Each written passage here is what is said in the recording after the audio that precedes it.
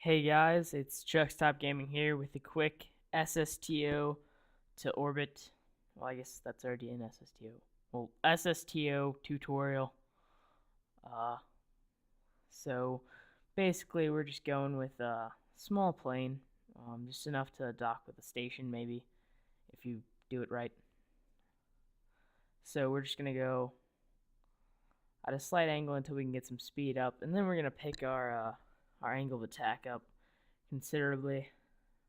But this thing has a lot of fuel and not much power, so have some issues getting up. I did fix a the lift issue, and you can see I think that's Minmus in the distance there. Um, Basically, with SSTOs, you want to make sure that your center of mass is one, not too far back, and two, in the exact same spot as the top part of the top kind of line or vector of the lift. Yeah, I believe it's called the lift. It kind of like shows exactly where the center of lift is. So the center of lift and the center of mass should be in the exact same spot, and if they're not, then you will flip. And if they're both too far back, then you'll flip. So a good way to adjust that is, as you can see, those little winglets in the front. I think advanced canards or canard, something like that, in the front there. You can tilt them up or down, bring them forward or backward, and that will change your lift exactly where you need it. Plus, it makes it a lot easier to get off the runway.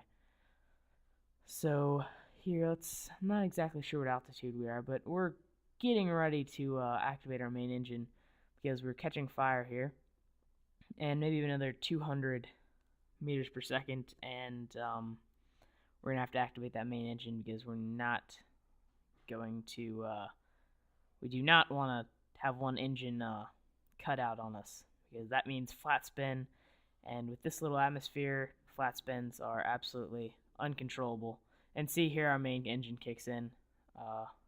We're gonna keep the secondaries online, and by secondaries I mean air breathing, turbojets, for as long as we can. I cut them off there and then start to pitch up again because I don't want them to go out, because even with that main engine on, I'll still go into flat spin.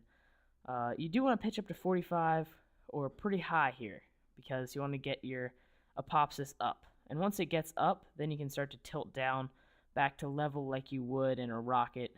And that's just to ensure that you get up to 100,000 before you run out of fuel, because you want to get far, but you also want to get 100,000. And see, now we're going to warp around eventually.